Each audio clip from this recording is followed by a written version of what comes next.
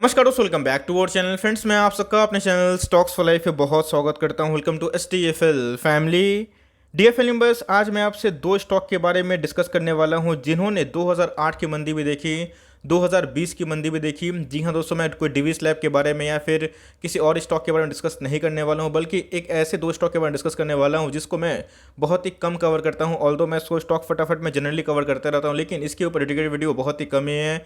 जी हाँ दोस्तों, याद रखिएगा 90% जो मल्टीबैगर कल के होंगे, आने वाले कल के, वो प्रूवन मल्टीबैगर ही है, और 10% ऐसे स्टॉक होंगे जो मल्टीबैगर बन जाएंगे। और मैं देखता हूँ गाइस कि बहुत लोगों की ये बहुत बड़ी कमजोरी है, मल्टीबैगर के चक्कर में बहुत ऐसे स्टॉक्स में पैसे फंसा देते हैं। मैं आपको हमेशा सिखाता हूँ, सबसे पहले मार्केट को समझिए, लर्न करिए और ऐसे स्टॉक में निवेश करें जहाँ पे सबसे पहले आपका कैपिटल बचे रहे। उसके बाद आप रिसर्च करिए, कोई दिक्कत वाली बात नहीं है। जब एक बार अपने रिसर्च पे भरोसा हो जाए तभी दोस्तों को दाव खेलना चाहिए। लेकिन मार्केट में ये देखा गया है कि मैक्सिमम लोग जो नए मार्केट में आए हैं वो मल्टी बैगर तलाश में, जो मल्टी बैगर प्रूवन जो पहले के टाइम के थे उसको एकदम ध्यान नहीं देते हैं। और दोस्तों, मेरा हमेशा ऑब्जेक्टिव यही रहा है कि आपके लाइफ में वैल्यू ऐड किया जाए और आपको समझाया जाए कि स्टॉक को कैसे पिक किया जाता है। तो स्टॉक पिक करने की डिफरेंट डिफरेंट लोगों की डिफरेंट डिफरेंट स्ट्रैटेजी हैं दोस्तों। मैं जिसको फॉलो करता हूँ वो सिंपल सी बात है, डिमांड। जी हाँ दोस्तों, सबसे पहले जिस स्टॉक को आप ओन करते हैं, याद रखिएगा उनकी डिमांड क्या होने वाले हैं, क्या वो सही में आने वाले कल में टिक सकता है। दूसरा दोस्तों, उनकी फिनेंशियल रेशियो,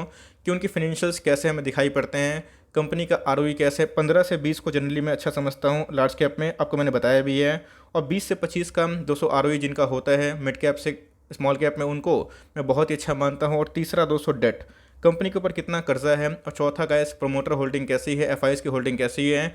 और इसी को देख के दोस्तों मैं कोई भी स्टॉक में घुसता हूँ, एंट्री करता हूँ। और इसके पहले मैंने जितने भी स्टॉक आइडेंटिफाई किए थे, चाहे वो प्रिंस पाइप की बात की जाए, हैप्पीएस्ट माइंड की बात की जाए, CDSL की बात की जाए, सब दोस्तों बहुत ही नेशनल लेवल पे थे। उसके बाद सब ने मैसिव पैसे बना के दिए। ऑल्दो मिड कैप और स्मॉल कैप में काफ़ी बूम था, उसके वजह से थोड़ा विंग्स और मिल गया। लेकिन नहीं भी होता तो आने वाले कल में सब ने पैसे बनाए होते हैं। तो इसी बीच में गए दो स्टॉक जिनका भाव की बात की जाए दोनों 1000 के आसपास दिखाई पड़ते हैं और दोनों में इनफ पोटेंशियल है। और मैं इसके ऊपर वीडियो ऑलरेडी बना चुका हूँ बहुत पहले, लेकिन डेडिकेटेड वीडियो दोस्तों मैं कोशिश करूँगा कि लाता रहूँ कि 2008 के क्रैश में और 2020 के क्रैश में किसने किसने पार्टिसिपेट किया और कौन बच के निकल भी गए। बहुत कुछ सीखने को मिलेगा। चैनल फर्स्ट टाइम होंगे सब्सक्राइब कर सकते हैं इस तरह क्वालिटी कंटेंट को सबसे पहले एक्सेस करने के लिए। Now without delaying any for time, let's begin.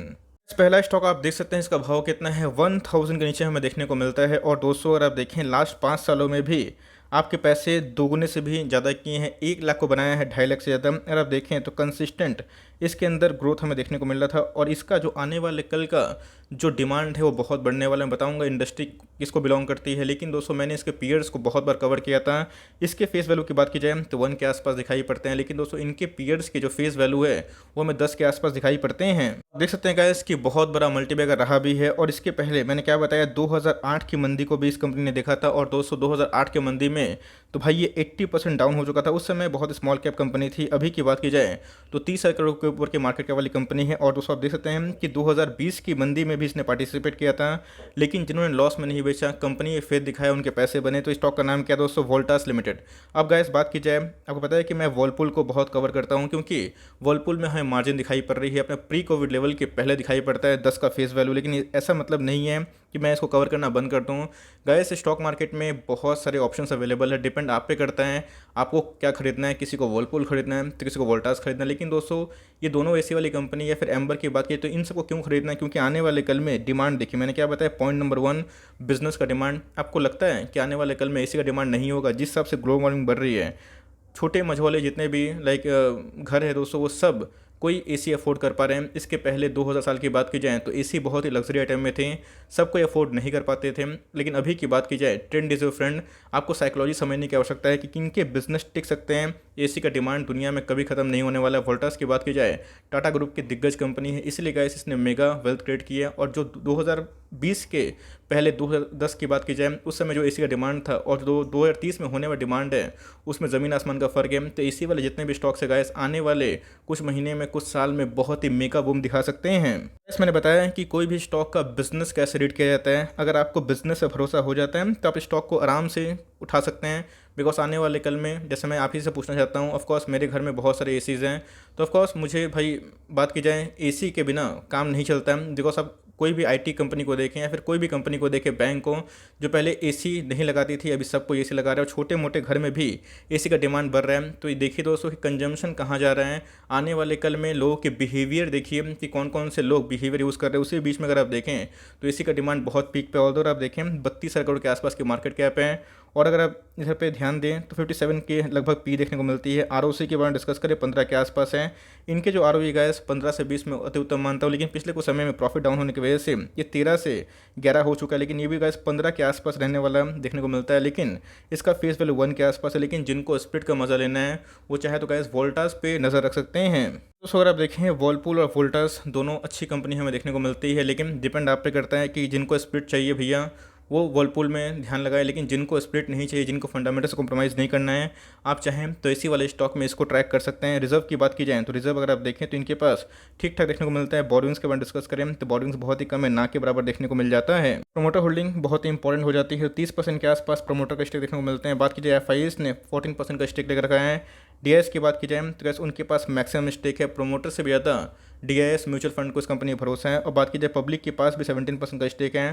तो जी हम मैंने क्या बताया, फ्यूचर टिकने वाला है, साथ ही साथ फंडामेंटल भी हमें ठीक ठाक देखने को मिलते हैं। फेस वैल्यू 1 के आसपास हैं। एक लार्ज शेप कंपनी है, प्रोमोटर की होल्डिंग डिसेंट सी है, एफआईएस और डीएस दोनों पार्टिसिपेंट हैं। तो वैसे यही सब स्टॉक आने वाले कल के मल्टीबैगर बनते हैं। तो यही सब एक थोड़ी ट्रिक होती है जहाँ पर कोई ध्यान होना चाहिए। तो वोल्टास की बात की जाए टॉप क्लास कंपनी है, अगर आपके पास है तो कंटिन्यू कर सकते हैं। लेकिन 10 के फेस वैल्यू में अगर आपको थोड़ा सा अच्छा मार्जिन चाहिए तो आप चाहें तो वर्लपूल में भी निवेश कर सकते हैं। मैंने क्या बताया, दो अलग अलग कंपनी, लेकिन दोनों का देखने का नज़रिया अलग है। वर्लपूल की बात की जाए 2010 में लिस्टिंग हमें देखने को मिल रही थी, तो इसी बीच में देखना बनता है कि आने वाले कल में एसी का डिमांड कैसा है। आपको लगता है कि एसी का डिमांड अच्छा है तो आप एसी के स्टॉक्स में भी डायरेक्ट निवेश कर सकते हैं। स्टॉक दोस्तों बात की जाए ये भी एक मल्टीबैगर स्टॉक रहा है। लास्ट 5 साल की बात की जाए तब के 1 लाख को बनाए हैं 3 लाख के आसपास, और 5 सालों में दोस्तों इसने एक मेगा वेल्थ क्रिएट करी है। बात की जाए 1200 के आसपास दिखाई पड़ने वाला स्टॉक है, और आप देख सकते हैं कि चार्ट पैटर्न कितना प्रॉमिसिंग है। 2008 की मंदी भी देखी और 2020 का भी मंदी इसने देखा है। ऐसे एक बिजनेस मोड क्रिएट करती है, बिजनेस लीडर है। अगर आप देखें तो कंपनी का नाम क्या है, हेवल्स इंडिया। अब बताएगा इसकी हेवल्स की बात की जाए, पॉलीकैब की बात की जाए तो पॉलीकैब को मैं हमेशा कवर करते रहता हूँ बिकॉज उसका फेस वैल्यू 10 के आसपास है। नई लिस्टिंग वाली कंपनी है, इसी बीच में बहुत लोग पहले से बोलते हैं कि सर मुझे स्पीड और बोनस का फ़ायदा होना चाहिए, तो भाई मैं उसको कवर करता हूँ। लेकिन हेवल्स की बात की जाए इसका फेस वैल्यू 1 के आसपास है, लेकिन ये भी बहुत ही बिजनेस मोड है। और मैं आपसे पूछना चाहता हूँ दोस्तों, क्या आने वाले कल में जितने भी केबल्स वाले बिजनेस हैं, वायर्स वाले बिजनेस है, पंखे वाले बिजनेस है, लाइट वाले बिजनेस है, खत्म हो जाएंगे? ऑफकोर्स नहीं। इंडिया के ग्रोथ पे भरोसा रखिए।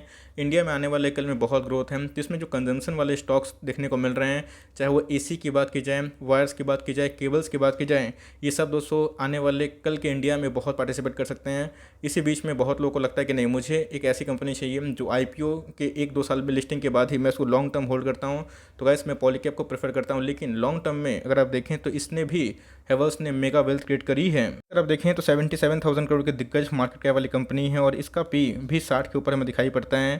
इनके दोस्तों जो आरओई है 21 के आसपास है। मैंने क्या बताया कि 15 से 20 के लगभग ओके देखने को मिलते हैं। ऑल दो वोल्टास में थोड़ा कम देखने को मिल रहा है। क्यों? तो रीज़न है उनके प्रॉफिट डिक्लाइन हुए थे।